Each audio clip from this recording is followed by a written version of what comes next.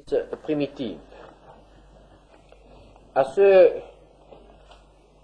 qui sont appelés aujourd'hui les laïcs, ceux qui ne sont pas pasteurs, missionnaires, évangélistes. On a l'habitude, en parlant de l'Église, de ne penser qu'à ces gens-là. Et en pensant à l'Église primitive, on voit Pierre, on voit Paul, on voit Jean, Barnabas, Timothée, tous ces hommes qui étaient des serviteurs de Dieu et qui ont fait de grandes choses. Mais, nous l'avons vu, ils ont fait de grandes choses parce qu'il y avait aussi d'autres chrétiens. Parce qu'il y avait des hommes et des femmes qui, sans prêcher la parole publiquement, ont grandement contribué à la propagation de l'Évangile, à l'affermissement de l'Église, ou alors à une bénédiction quelconque dans l'Église. Et c'est ainsi que nous avons vu qu'une femme, Dorcas, a simplement mis ses mains au service de ses frères. Elle savait bien coudre. Et alors, elle a mis ce don au service de l'Église. Et ce don était tellement important que lorsqu'elle est morte, eh bien, l'apôtre Pierre a compris qu'il fallait la ressusciter. L'apôtre Pierre n'a pas ressuscité Jacques, il n'a pas ressuscité Étienne, mais il a ressuscité Dorcas. Quelle leçon! Une couturière plus importante qu'un apôtre. Nous ne le comprenons pas toujours. Et aujourd'hui, nous allons parler d'un homme, d'un jeune, qui s'appelle Épaphrodite. C'est un chrétien, un jeune, je pense un jeune adulte, de Philippe. Son nom signifie charmant, aimable.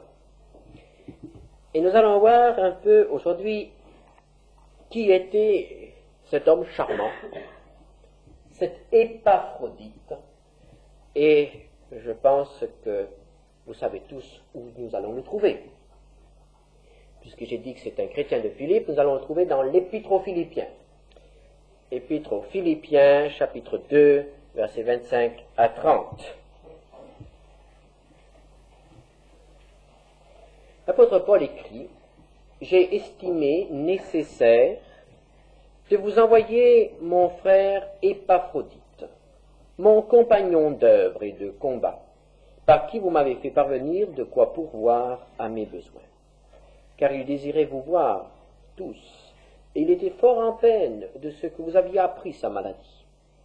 Il a été malade, en effet, et tout près de la mort, mais Dieu a eu pitié de lui, et non seulement de lui, mais aussi de moi, afin que je n'eusse pas tristesse sur tristesse.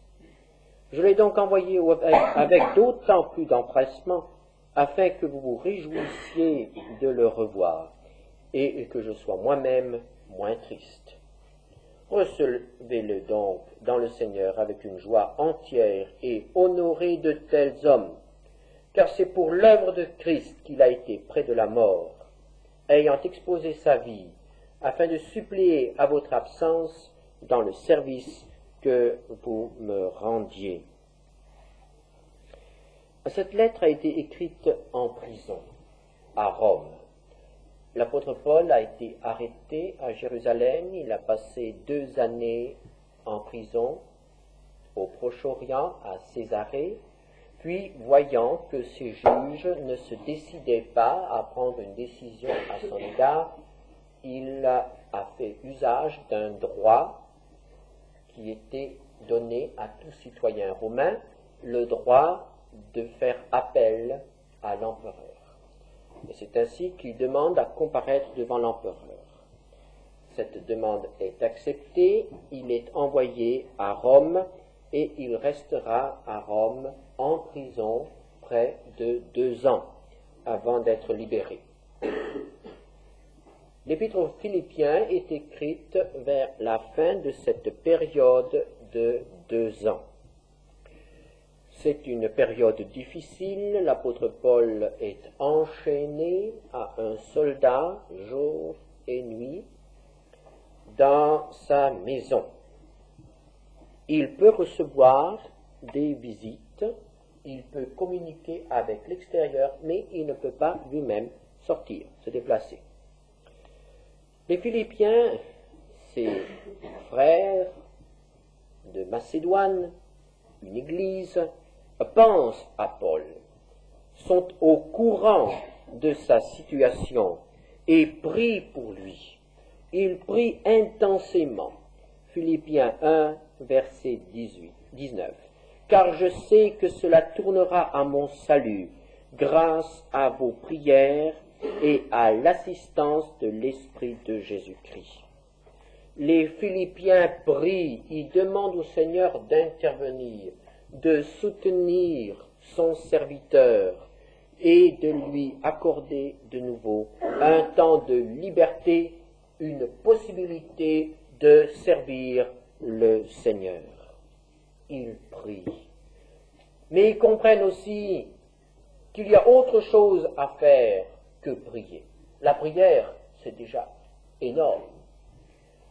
Lorsque les chrétiens prient, Dieu intervient et il fait de grandes choses pour les siens.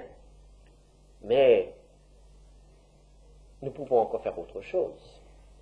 Et les Philippiens étaient préoccupés par les besoins matériels de l'apôtre. Ils auraient tant voulu l'aider. Ils auraient tant voulu lui envoyer un secours quelconque, de l'argent, ou de la nourriture, ou des vêtements, car évidemment, l'administration pénitentiaire romaine ne pourvoyait pas largement aux besoins des prisonniers. Et les prisonniers dépendaient en grande partie de l'aide qu'ils recevaient de leur famille ou de leurs amis. Alors, les Philippiens désirent envoyer quelque chose à Paul. Ils y pensent. Philippiens 4, verset 10. « J'ai éprouvé une grande joie dans le Seigneur de ce que vous avez pu enfin renouveler l'expression de vos sentiments pour moi. Vous y pensiez bien, mais l'occasion vous manquait. » Et au verset 15. « Vous le savez vous-même, Philippiens, au commencement de la prédication de l'Évangile, lorsque je partis de la Macédoine, aucune église n'entra en compte avec moi pour ce qu'elle donnait et recevait.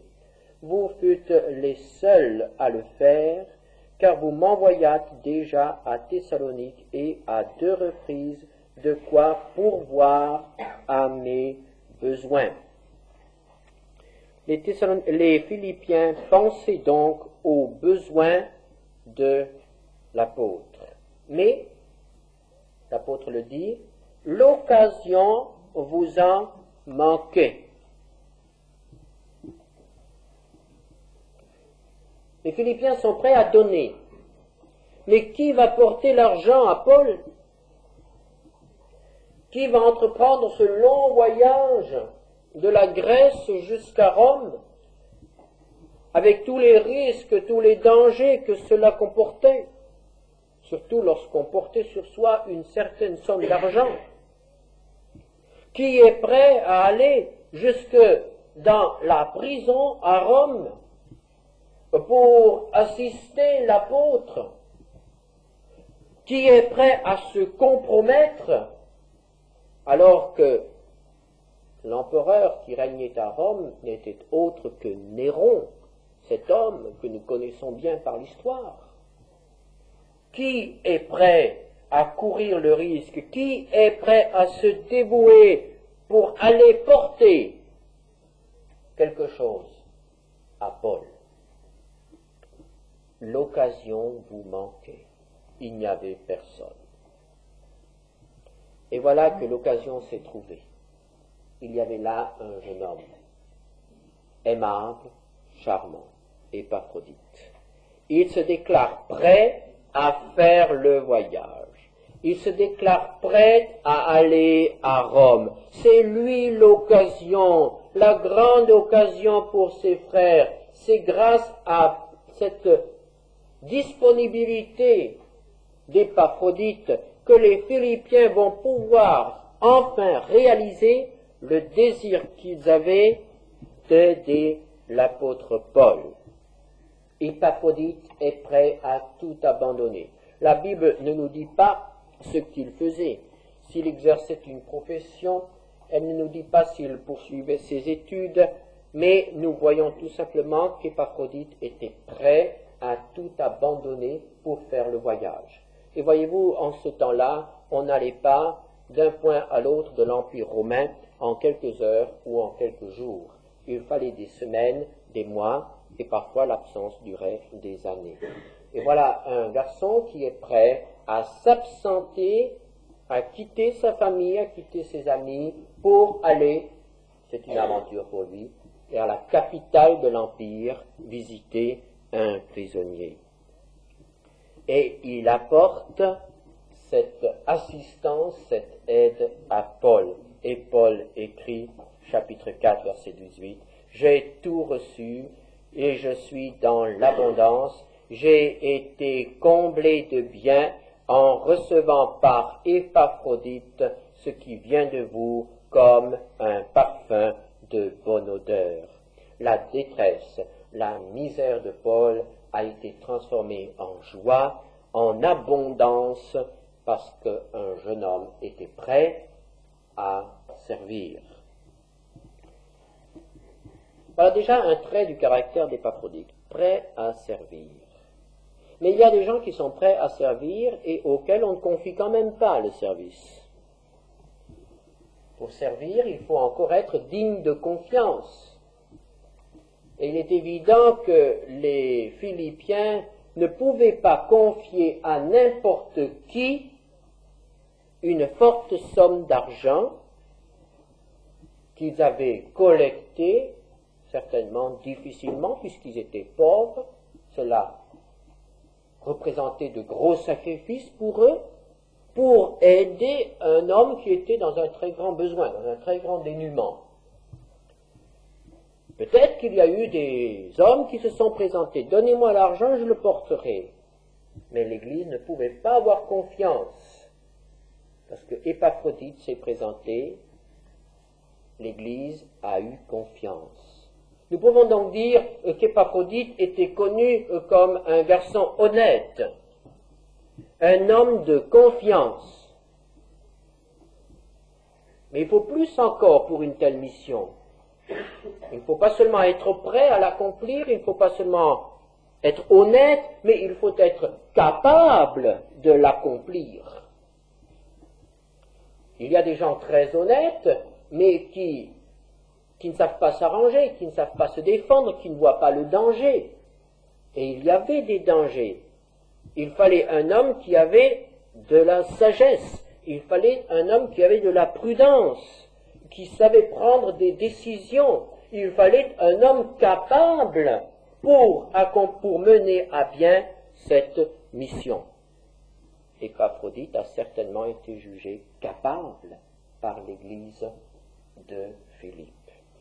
Nous pouvons donc dire, d'après cette mission, qu'Épaphrodite était un garçon qui était vraiment capable, honnête, dévoué. Et le voici à Rome. Et ce que nous avons lu nous montre qu'il a pris sa tâche au sérieux. Il ne s'est pas contenté de déposer la bourse sur la table de l'apôtre et de lui dire « Voilà, ce sont tes amis de Philippe qui t'envoient ça, signe-moi un reçu et au revoir. » Non. Épaphrodite se sent l'ambassadeur de son Église. Épaphrodite sent qu'il représente ses frères. C'est comme si tous les chrétiens de Philippe étaient venus avec Épaphrodite, non seulement pour lui apporter un peu d'argent, c'était déjà pas mal, mais ils voulaient lui apporter davantage. Non seulement de l'argent, mais encore sa présence, son affection, son service. L'apôtre Paul écrit au chapitre 2, verset 30, « Afin de suppléer à votre absence dans le service que vous me rendiez. » les Philippiens auraient voulu aider Paul dans tous les domaines, ils ne le pouvaient pas à cause des centaines de kilomètres qui les séparaient de l'apôtre. Mais ils ont envoyé Épaphrodite et lui ont dit, écoute, tu es notre représentant, fais tout ton possible, tout ce que nous aurions fait, eh bien fais-le toi. Quelle mission! Ce n'est pas facile d'être ainsi le représentant d'une église. Et Épaphrodite est venu et il s'est mis au service de Paul. Il était l'église de Philippe près de Paul, au service de Paul. Et il accomplissait là toutes sortes de tâches, toutes sortes de missions. Et cela est tout à fait caractéristique pour la manière de donner des chrétiens de Macédoine.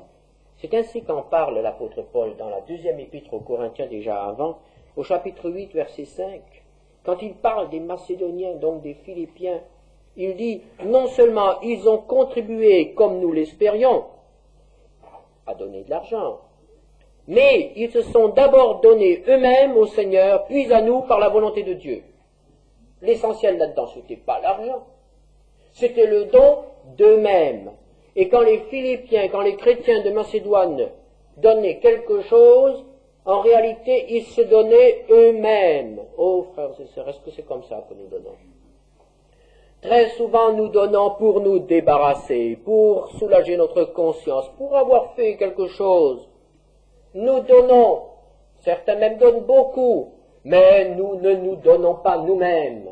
Il est plus difficile de nous donner nous-mêmes, il est plus difficile de nous mettre nous-mêmes à la tâche, de nous mettre nous-mêmes au service. Certains seraient peut-être prêts à donner toute leur fortune, mais le Seigneur dit, non, je ne veux pas ton argent, je te veux toi. Je te veux toi. C'est toi que j'aime. C'est toi que j'ai sauvé. C'est toi qui peux servir. Frères et sœurs, aujourd'hui, ce n'est pas l'argent qui manque, ce sont les hommes et les femmes qui sont prêts à servir qui manquent. Il s'est donné entièrement, et nous voyons qu'il s'est dépensé et qu'il est devenu un véritable collaborateur de Paul. L'apôtre Paul l'appelle au verset 25 « mon compagnon d'œuvre ». Il a senti qu'ils travaillaient ensemble. Lui, il était enchaîné, il ne pouvait pas bouger, jour et nuit, surveillé par son gardien. Mais alors, c'était ses adjoints qui bougeaient, qui sortaient, qui entraient, qui faisaient le travail d'apôtre. Un apôtre enchaîné, mais des Épaphrodite, des Timothée et d'autres encore qui travaillaient, une équipe qui travaillait. Comme la pensée de Dieu est tout à fait différente que la nôtre. Il aurait pu délivrer Paul et le travail aurait été fait. Non, Paul reste enchaîné. Ce sont les jeunes qui doivent bouger. Compagnon d'œuvre. Et il ajoute compagnon de combat. Non seulement il a travaillé, mais encore il a lutté. Il est allé jusqu'au bout. Comment, en quoi a-t-il lutté? Nous ne savons pas. Mais je suppose qu'il a certainement lutté dans la prière. En effet, nous avons une remarque qui nous montre un peu ce qui se passait à Rome. Dans Philippiens 2, versets 20 et 21, l'apôtre Paul écrit aux Philippiens, « Je n'ai personne ici qui partage mes sentiments pour prendre sincèrement à cœur votre situation.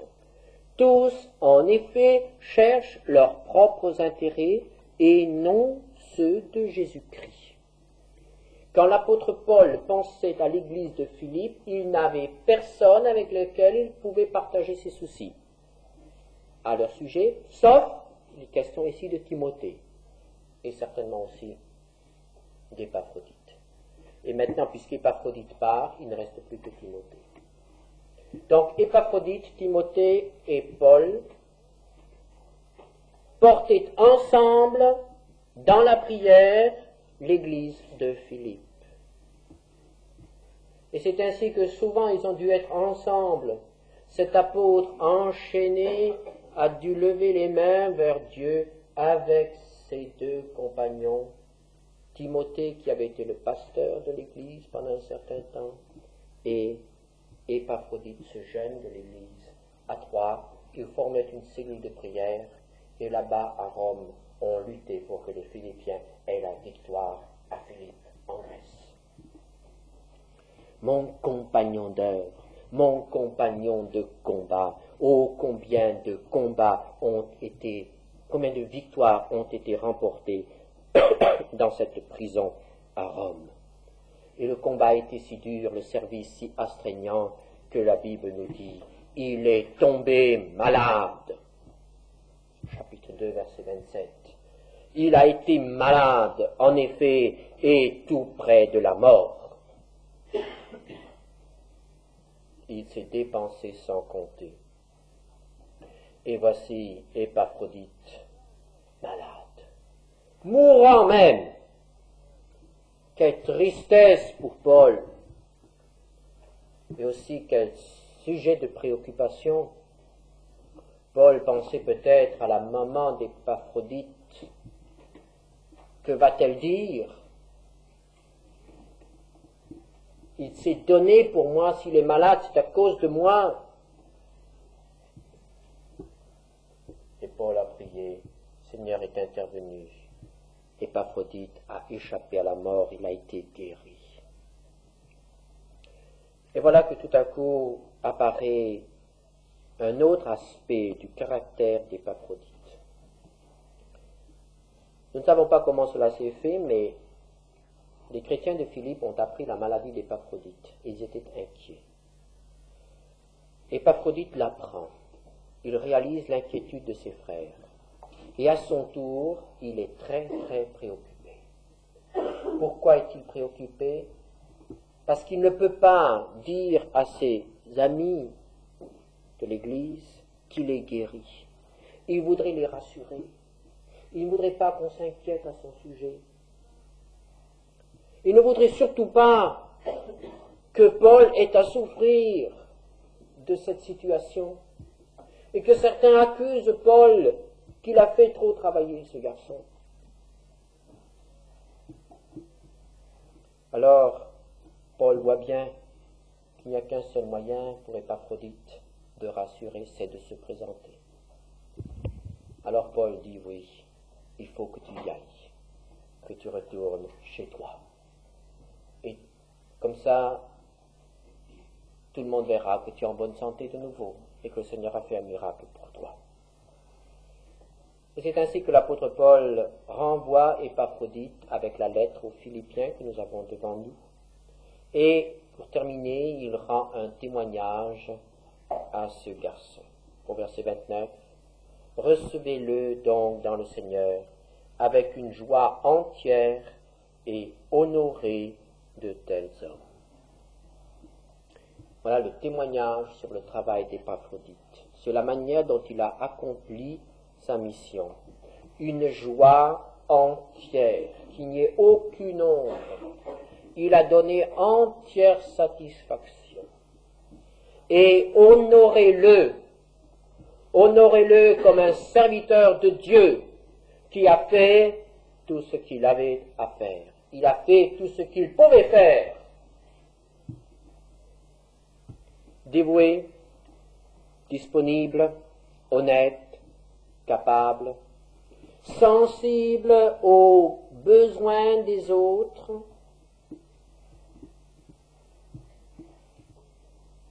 il me semble que Épaphrodite correspond tellement à une exhortation que nous trouvons dans cette même épître, chapitre 2, verset 4, que chacun de vous, au lieu de considérer ses propres intérêts, considère aussi ceux des autres. C'est ce qu'Épaphrodite a fait. Avant tout, les autres. Il s'est donné pour les autres. C'est la caractéristique du serviteur de Dieu. Un jeune l'a vécu. Il s'est donné pour les autres. Le Seigneur a besoin aujourd'hui, dans son Église, d'hommes et de femmes, de jeunes et de moins jeunes, qui soient prêts à accomplir tout simplement la tâche qui se présente. Les hommes et les femmes de l'occasion. On ne parle plus d'Épaphrodite après cette mission. Certainement qu'il a continué à servir le Seigneur.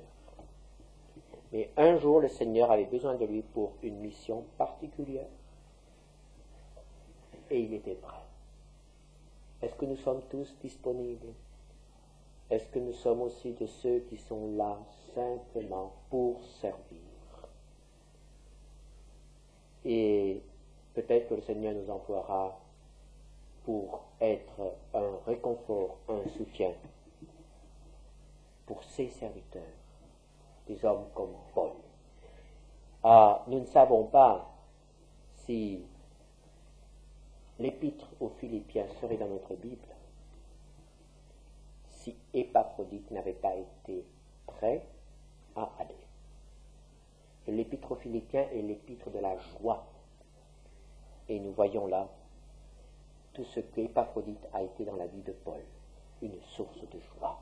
Est-ce que nous sommes une source de joie pour ceux auprès desquels le Seigneur nous place, vers lesquels le Seigneur nous envoie? Source de joie et de consolation. Frères et sœurs, est-ce que c'est ce que nous voulons être? Amen. Si tu te repens. Le Seigneur a déjà dit cela dans le prophète Jérémie. Et nous avons là un texte très intéressant. Dans Jérémie 23, versets 28 à 29. Le pauvre Jérémie n'avait pas un message facile à transmettre non plus. Le Seigneur l'a choisi et lui a dit: je t'établis pour que tu abattes, que tu ruines et que tu détruises. C'était pas drôle. Eh bien, il l'a fait. Alors, dans Jérémie 23, versets 28 et 29, nous lisons que le prophète qui a eu un songe raconte ce songe, et que celui qui a entendu ma parole rapporte fidèlement ma parole. Pourquoi mêler la paille au froment, dit l'Éternel? Ma parole n'est-elle pas comme un feu, dit l'Éternel, et comme un marteau qui brise le roc? Frères et sœurs, n'essayons pas d'arranger l'Évangile. Bien sûr, on est parfois un peu gêné d'aller vers les gens et de leur dire: écoutez, Jésus est mort pour vous. Surtout nos modernes et nos intellectuels du XXe siècle. Alors on essaye d'arranger. On essaye de prendre des détours. Et qu'est-ce qu'on fait? On mêle la paille au froment. L'Évangile a encore toute sa puissance aujourd'hui, comme autrefois. Je crois que l'Évangile, la parole de Dieu, reste un feu, reste un marteau, comme au temps de Jérémie. Mais il faut que l'Évangile soit annoncé dans sa pureté, dans son intégrité. Ne l'arrangeons pas, ne l'enjolivons pas. Présentons-le tel qu'il est, en entier. Jésus mort, Jésus ressuscité et Jésus qui revient. Voilà l'Évangile.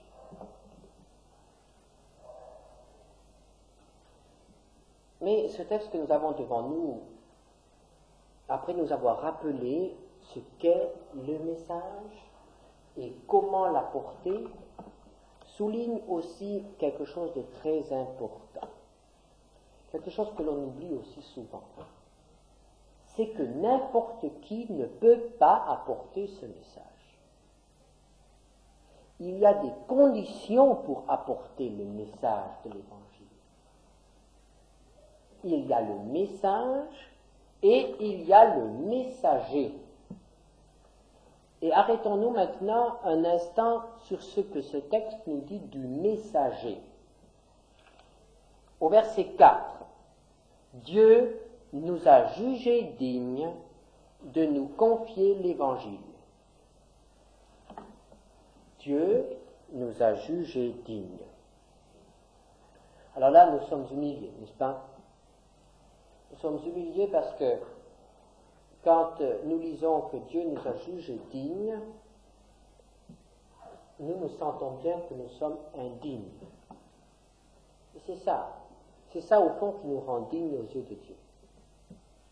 Quand nous sommes humbles et quand nous disons Seigneur, je suis indigne, alors le Seigneur dit viens, je te confie le plus grand des trésors, je te confie le plus grand des privilèges, tu seras mon messager, tu seras mon ambassadeur. C'est Dieu qui choisit, c'est Dieu qui choisit le messager. Et ce qui nous arrête surtout ici, c'est que Dieu qui a sondé le cœur de cet homme et qui l'a jugé digne pour lui confier le message, ce Dieu continue à sonder le cœur de l'homme.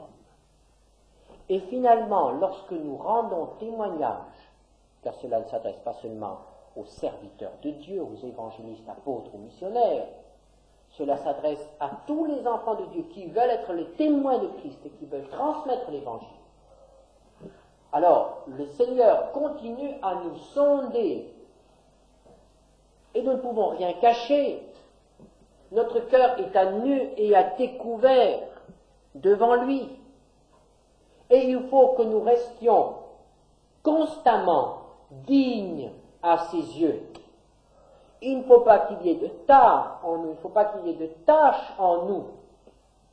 Nous sommes comme dans une radioscopie, tout est à découvert.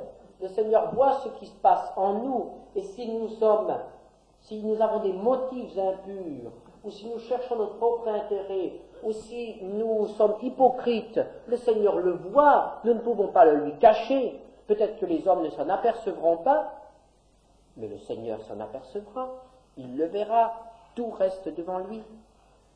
Et c'est pourquoi la première préoccupation de tout enfant de Dieu qui rend témoignage, de tout serviteur de Dieu qui transmet le message, c'est de regarder, de rester constamment responsable devant Dieu, conscient du regard de Dieu. Et l'apôtre Paul nous met en garde contre un danger. Il nous dit, attention, vous ne pouvez pas plaire à la fois aux hommes et à Dieu. Attention. Et si nous voulons plaire d'abord aux hommes, nous risquons de déplaire à Dieu. Galates 1, verset 10, est-ce la faveur des hommes que je désire ou celle de Dieu? Est-ce que je cherche à plaire aux hommes? Si je plaisais encore aux hommes, je ne serais pas serviteur de Christ. L'apôtre Paul a fait le choix. Pour lui, c'est clair.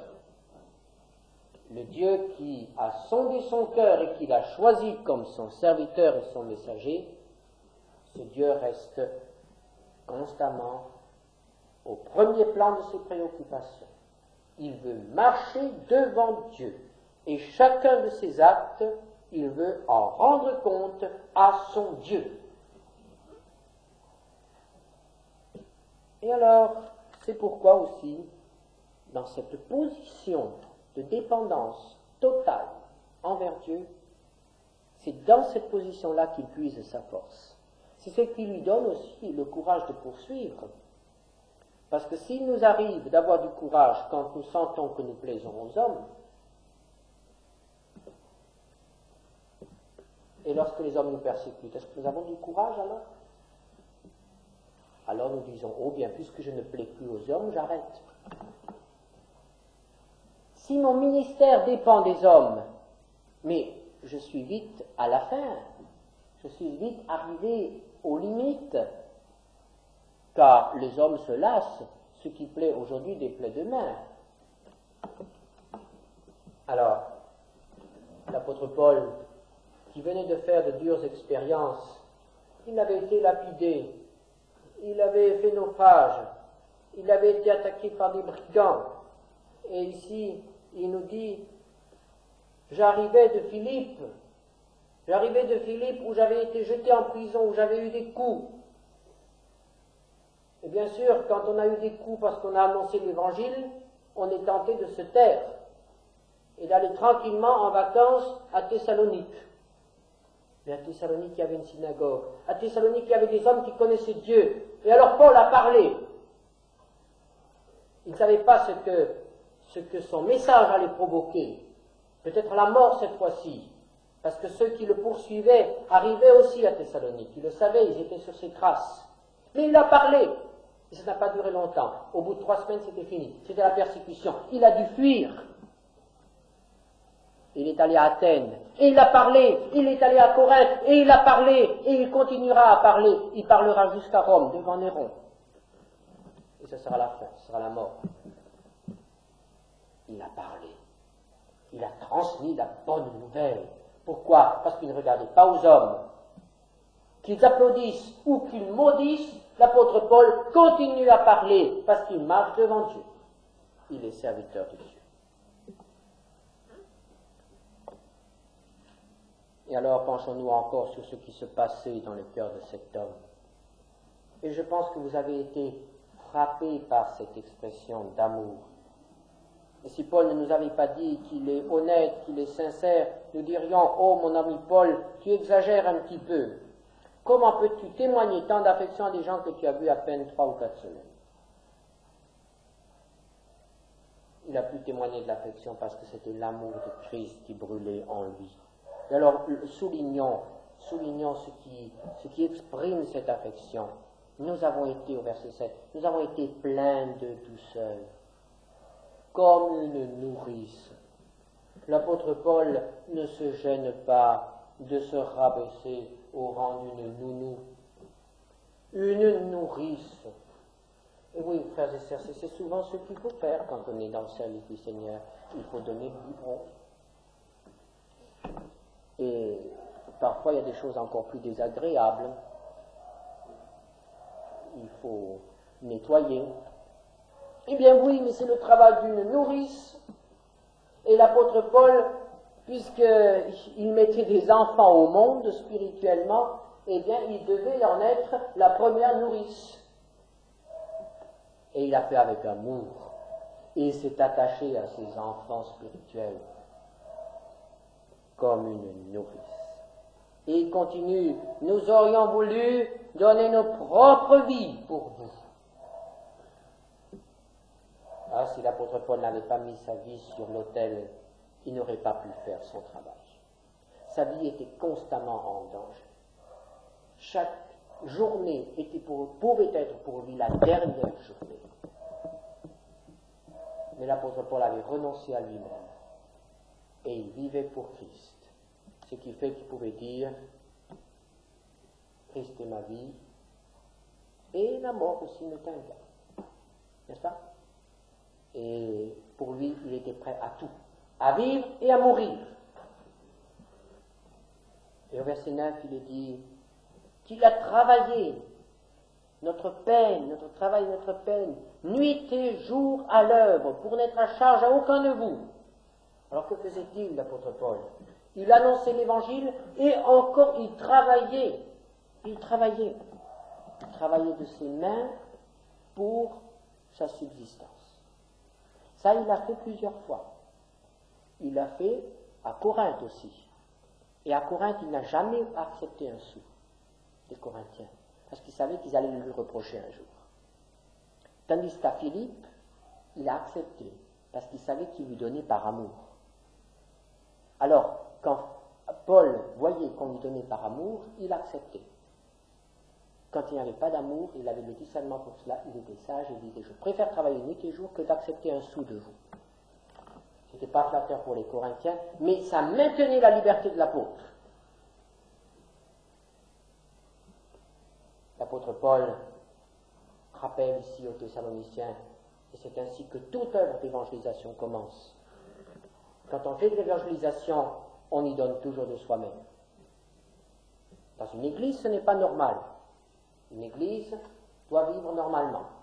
Mais dans l'évangélisation, on ne peut pas attendre à ce que ceux que l'on évangélise donnent tout de suite. Ce n'est pas possible. Il faut leur donner, il faut leur apporter. Et ensuite, quand ils seront seigneurs, alors ils donneront, pour que d'autres puissent recevoir l'évangile. L'apôtre Paul dira dans une de ses épîtres, « J'ai dépouillé d'autres églises pour vous apporter à vous l'évangile gratuitement. »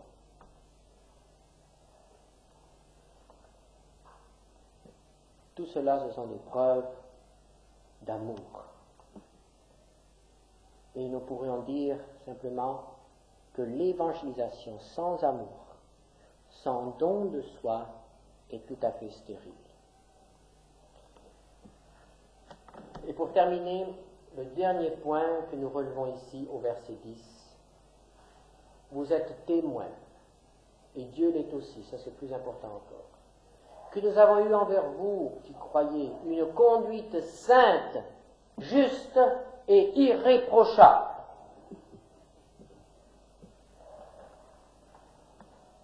Il fallait que l'apôtre Paul soit sûr de lui pour dire ça. Et encore, il dit la vérité. J'ai eu parmi vous une conduite irréprochable. Pourquoi cela? Au verset 11, il nous dit, j'ai été pour vous ce qu'un père est pour ses enfants. Il n'était pas seulement une nourrice qui donne le biberon, mais il était un père qui éduque ses enfants. Et nous avons là le rôle d'éducateur de l'apôtre.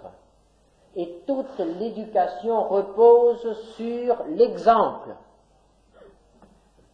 Nous tous qui avons des enfants ici, nous savons qu'il ne sert à rien de parler. Ce qu'il faut pour les enfants, c'est donner l'exemple. Nous avons beau expliquer à un enfant en parole comment il doit tenir une cuillère. Tant que nous ne lui avons pas montré, il ne saura pas comment tenir une cuillère. Les éducateurs sont des exemples, sont des personnes qui vivent.